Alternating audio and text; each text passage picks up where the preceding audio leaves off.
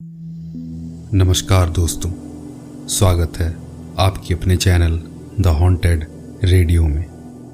मैं श्रीदत्त तहे दिल से आप सबको धन्यवाद देता हूँ चैनल को इतना प्यार और सम्मान देने के लिए।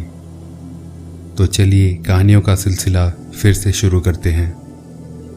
ये पहली कहानी है प्रताप की। आगे की कहानी मैं उन्हीं की जुबानी सुनाऊंगा। बात है 2010 की। तब मैं ग्रेजुएशन कर रहा था। हमें एक शादी अटेंड करने शिमला जाना था। मैं और मेरा भाई हम दोनों काफ़ी एक्साइटेड थे क्योंकि शादी के बाद हमें शिमला घूमने का मौका मिलने वाला था। फिर हम सब रवाना हो गए शिमला की ओर। वहाँ पहुँचते ही हम दोनों भाई काफ़ी खुश हो गए क्योंकि वहाँ शादी में हमारा कज़न भाई अनुज भी आया हुआ था। कई साल बाद हम तीनों फिर से इकट्ठे हो रहे थे। शादी ख़त्म होने के बाद हम सब और 2 दिन वहाँ रुकने वाले थे। शादी के ठीक अगले दिन हम तीनों ने खूब मस्ती किया, कई जगह भी घूमने गए। फिर अनुज ने कहा, अरे भाई बाकी सब तो ठीक है पर हमने तो नाइट आउट किया ही नहीं। मैंने कहा, हाँ इसमें कौन सी बड़ी बात है, आज रात को चलते हैं घूमने और लॉन्ग ड्राइव पे भी जाएंगे। मुझे और अनुज को तो परमिशन मिल गई पर मेरे छोटे भाई को माँ ने मना कर दिया। फिर ठीक रात के 8 बजे मैं और अनुज हम दोनों अनुज के पापा की कार में निकल पड़े घूमने। रास्ते में हमने कुछ खाने के लिए चिकन और बियर की बोतल्स भी साथ ले ली थी।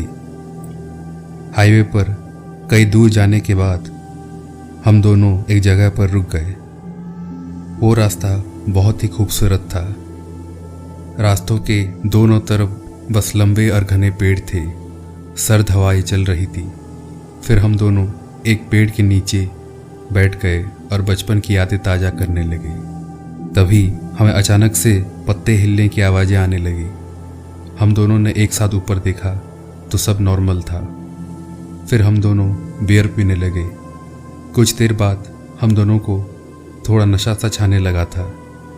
तभी अनुज ने हमारी कार की ओर देखकर चिल्लाते हुए कहा, ए कौन हो तुम, कार के अंदर कैसे घुस गए?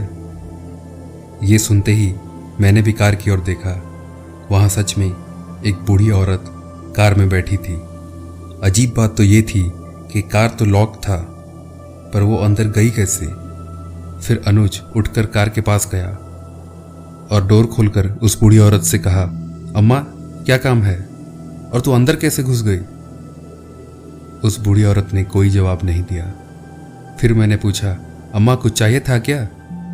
उस बूढ़ी औरत ने एक तरफ इशारा किया। वो इशारा था हमारे खाने की तरफ। अनुज ने कहा, ठीक है बाहर निकलो, हम खाना देते हैं तुम्हें। फिर वो बूढ़ी औरत चुपचाप बाहर आ गई और हमने उसे कुछ चिकन के पीसेस दे दिए। खाना पकड़ते ही वो बूढ़ी औरत अचानक से हमारे सामने गायब हो गई। ये देखकर तो हमारी जान हलक में अटक गई। इसके कुछ देर बाद हमने देखा वही बूढ़ी औरत एक पेड़ के ऊपर बैठी थी और वो चिकन खा रही थी। ये नज़ारा देखते ही हम दोनों तुरंत कार में बैठ गए और वहाँ से भाग गए। अगले दिन हमने ये बात वहाँ के एक लोकल आदमी से कहा तो वो एकदम हैरान हो गया और उसने बताया कि वो बूढ़ी औरत एक अतृप्त आत्मा है और वो हर आने जाने वाले से खाना मांगती है। अच्छा हुआ तुमने खाना दे दिया, नहीं तो तुम बड़ी मुसीबत में पड़ जाते। ये सुनने के बाद तो हम दोनों फिर से कांप उठे। ये दूसरी कहानी है प्रीतम की। मेरा नाम प्रीतम है। ये बात 2004 की है। तब मैं अभिजीत कुमार जी का ड्राइवर था। मैं बता दूं कि अभिजीत जी सरकारी इंजीनियर थे। वो आए दिन काम के चलते घर से बाहर ही रहते थे और मैं भी परछाई की तरह उनके साथ ही रहता था। वो मुझे अपना छोटा भाई मानते थे पर 2004 को एक अजीब सी घटना उनके साथ घट गई। एक छोटे से गांव में एक रेलवे फ्लाईओवर बनने वाला था। इसीलिए मैं अभिजीत सर को लेकर वहां साइट पर पहुंच गया। वो गांव एकदम पिछड़ा हुआ था। वहां बस 30-40 ही परिवार रहते थे। वो एक अजीब सा गांव था और वहाँ के लोग भी काफ़ी अजीब थे। वो लोग हमसे ठीक ढंग से बात भी नहीं करते थे।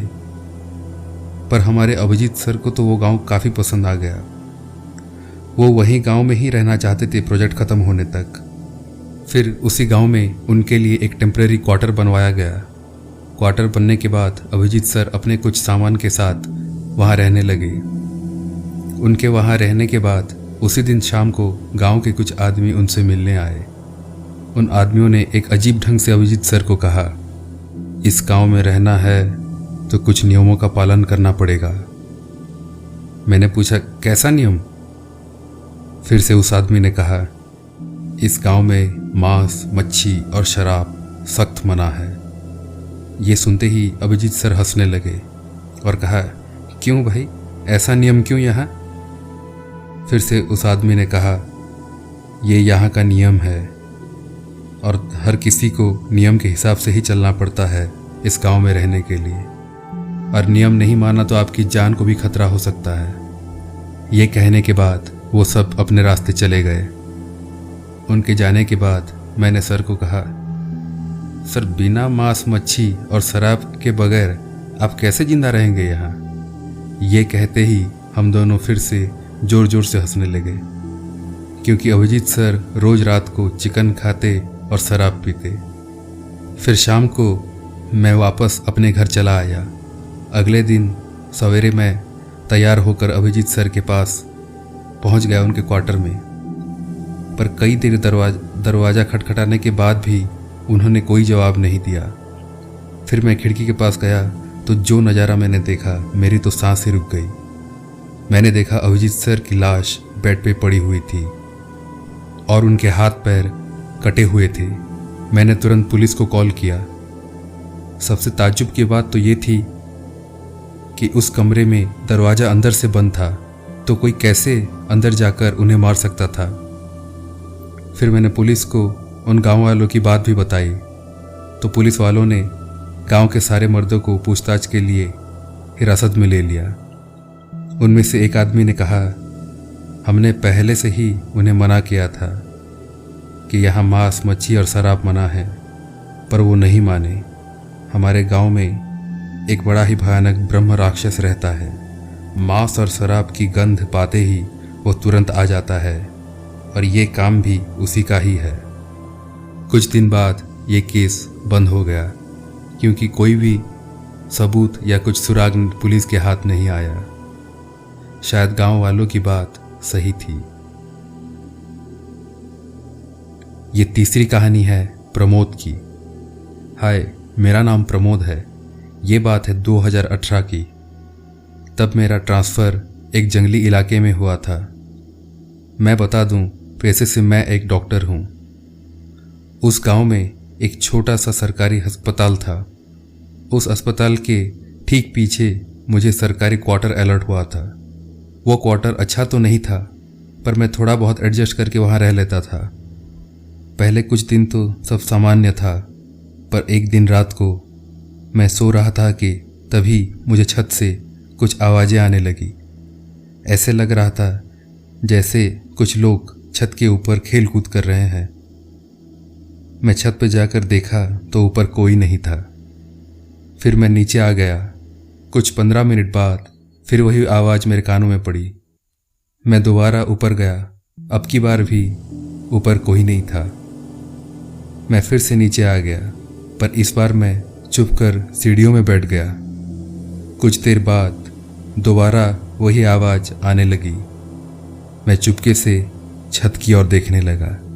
मैंने जो देखा, मेरी तो आंखें चौड़ी हो गई। मैंने देखा 2 लड़कियां पास के बरगद से मेरे छत पर कूद रही थी और दोबारा छत से उस बरगद की ओर छलांग लगा रही थी। पर सबसे डरावनी बात तो ये थी कि उन दोनों लड़कियों के चेहरे नहीं थे। उनका चेहरा एकदम काला था और वो दोनों बिल्कुल भी इंसान नहीं थे, क्योंकि इतनी लंबी छलांग कोई आम इंसान कभी नहीं लगा सकता।